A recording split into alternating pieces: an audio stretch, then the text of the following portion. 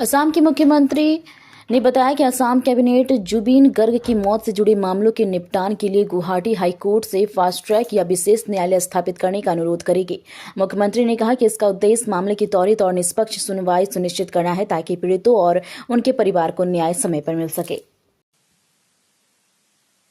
भारतीय न्याय संहितार BNSS under BNSS section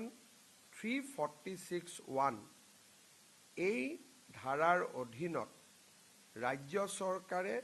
Guwahati উচ্চ ন্যায়ালয়ৰ মুখ্য ন্যায়াধীশ গৰাকীক জুবিন গাৰ্গৰ হত্যা গোচৰৰ ডে টু ডে ট্ৰায়েলৰ বাবে এখন ফাষ্ট ট্ৰেক এক্সক্লুচিভ কোৰ্ট এখন গঠন কৰি দিবৰ বাবে আজি কেবিনেটে গুৱাহাটী উচ্চ ন্যায়ালয়ক অনুৰোধ কৰি